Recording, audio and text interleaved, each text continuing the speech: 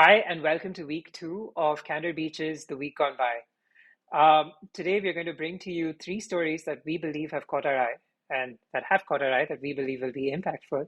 So, Sailesh, what are those? So one of the major trending events is how Writers Guild ended the strike. Hmm. So I think this is something very phenomenal. And what are your thoughts on it, Ashish? Well, first off, let's talk about what the writers achieved. The writers were fighting for primarily more pay, so higher bonuses and a bigger cut of the royalty. What does that Mm, entail? Like, what does that lead to? It's going to lead to more expenses for the people who are funding movies and TV shows. So, at that point in time, I think it spurs or it builds the impetus to look for alternatives to reduce costs. Because at the end of the day, that's the name of the game, right? Like higher revenue. How do I make bigger profits? So, I am going to have to pull down costs eventually to benefit from that higher revenue that is generated. So, here, I'm going to be looking at alternatives like AI. AI has been massive in the industry over the last year or so. Like it's been a big buzzword of 2023. What does AI do well? AI is extremely good at probabilistic guesses. And if you provide it with a structure, it is going to be able to give you a quick a quick turnaround to whatever you're looking for. So, as an example, let's look at some of the biggest stories out there. You have Harry Potter, you have Lord of the Rings, you have Star Wars. What do all of these three things have in common? You have a person who was forced to don the hero's mantle because of something an adversary did, something that an adversary inflicted upon him, essentially a call to pick up the hero's mantle. You have a wizened character like Obi-Wan Kenobi in Star Wars or Dumbledore or Gandalf in Harry Potter and Lord of the Rings, respectively, who's going to guide mm, this young hero. And then you have a bunch of other entities at the end of the day. All of this has been documented in a book called "The Hero's Journey" by the Hero with a Thousand Faces, which essentially documents the hero's journey. This book is by Joseph Campbell.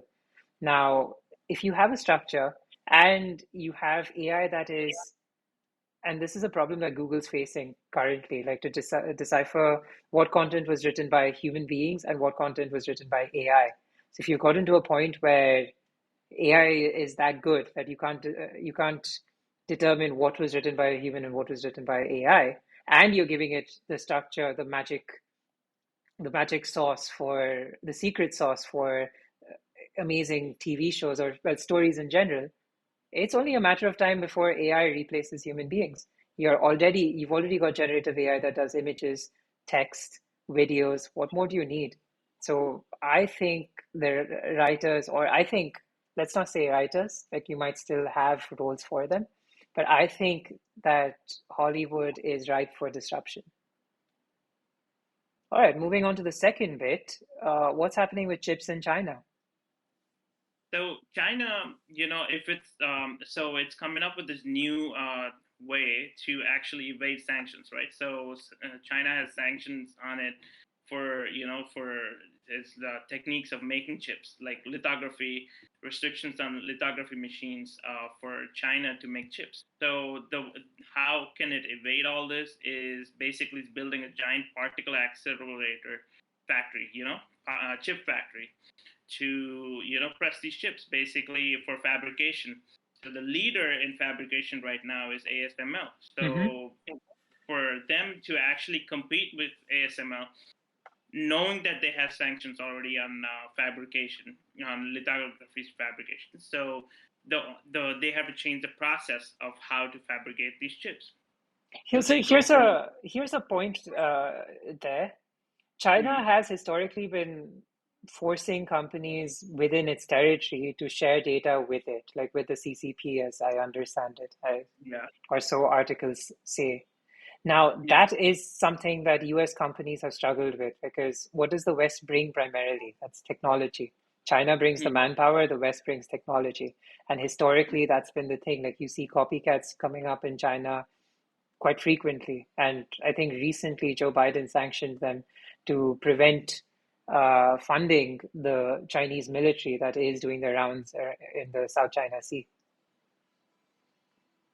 So yeah, Agreed. yeah, just a point to bring up to your I sanctions agree, but bit. basically, if you look at it, yeah, they do copy most of the stuff, but Hmm. then they cannot completely copy these, restrictions on lithography machines. So they cannot just basically copy the technique.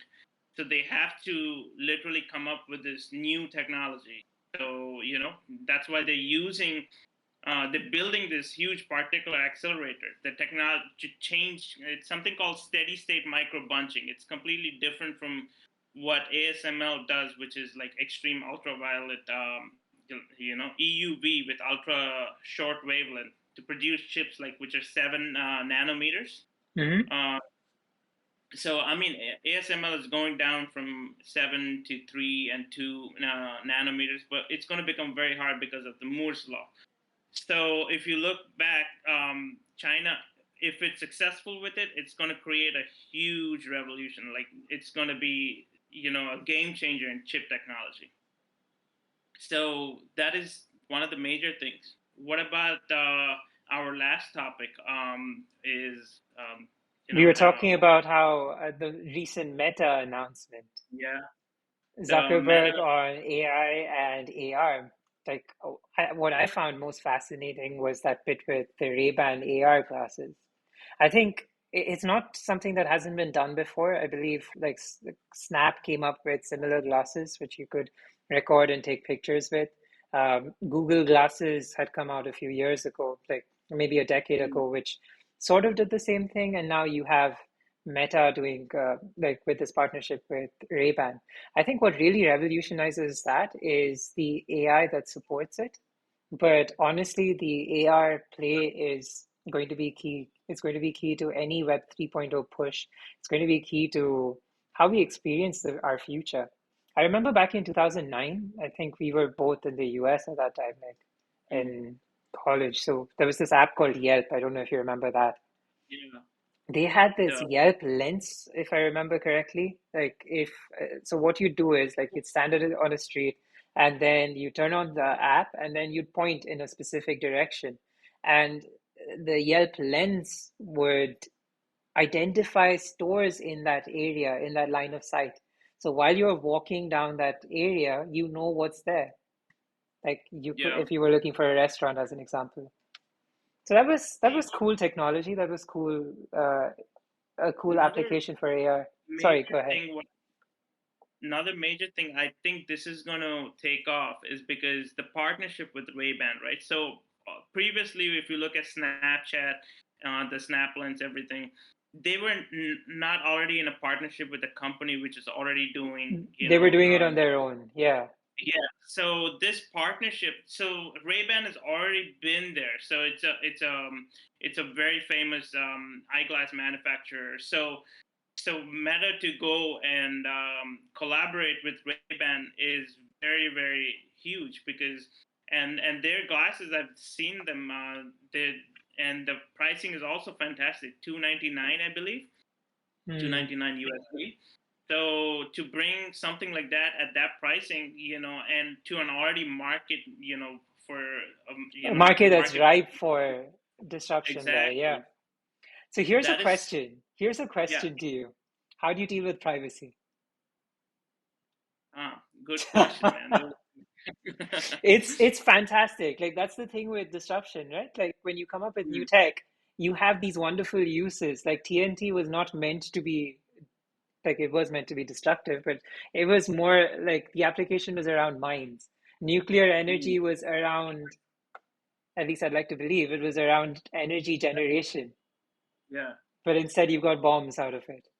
Now, with these AR glasses, who's to stop people from recording you randomly? It is going to create a privacy issue. I think that's what Apple did with their Vision Pro, right? They came up Yeah. with like you get a warning flashing on the screen when someone is recording you. It's gonna take time, for all these to come in. First, the product has to come in, right? So, and people have to get used to it. Then all the, terms and condition issues will come in to play. Yeah, I think it's fantastic in terms of its use of mixed reality, in terms of its use of AI technology as well. Like you could look at a barbecue and then ask Meta how long it's going to take for your chicken to whatever Yeah, cook, or or how to look at a fix plant everything. and then, sorry?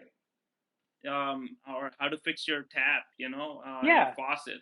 So great use cases can be used for nefarious activities. I think maybe you might just see zones where, like with drone technology, right? You had no drone zones. You might just have a Yeah, no, I don't want to say no Ray-Ban zones, no Meta-Rayban collaboration no zones. AR sounds. Yeah. All right. Um, Well, yeah. those were the primary things that we wanted to share with you. Were there any things that made it to your miscellaneous, your highlights, but not top three? I would say so in the AR technology. So there is this store which is actually taken off, right? 010. So it's like a mirror. You go there, you can look at how or what kind of clothing you want to wear, and it'll actually show. You stand in front of the mirror, and it'll show you whatever you want to you what you want to try on. So, Mm-hmm. and like clothing especially, that's actually in a lot of partnerships with actually started with Tommy Hilfiger, then JD Sports, and a bunch of other stores. So that's something actually will take off too in the in the short term era. Right. And yeah, that is one thing which caught my eye. What about you? Anything which caught your eye other than the major ones? Well, to add on to your point, I was going to say that I feel like that's an extension of the experience stores that was kind of big a few years ago. Like people were looking at setting up experience stores, like particularly luxury brands. Yeah, Like Nordstrom had this corner where you could order luxury brands and then try it on. And the concept of experience stores was basically for you to enjoy yourself, picture yourself with that luxury product, and then decide on whether you wanted to buy it or not. That was something that AR and glasses, like mirrors, was something that Sephora had taken up as well. Like you could try on makeup in front of a, or get like go to a mirror and then see what makeup looked like in front of, like on your skin. So I yeah. think this is an extension, and I think it's going to do really well. Like the concept already exists, it's already successful. It's going to do well. Things that caught my eye, like again, this is AI related. I know we talked about not talking about any more AI, but just this last bit, like ChatGPT is now uh, upping its game, and you can prompt it with voice commands and pictures. Something you said Claude AI already does, but I can't access Claude here in India. I'm able to do it, man. I don't know why you're not able I to, but don't know. we have to figure it out. But yeah, All but right. I think Amazon is also investing heavily in Anthropic, the Claude AI. Okay. Cool. Yeah. All right, then. That's a wrap.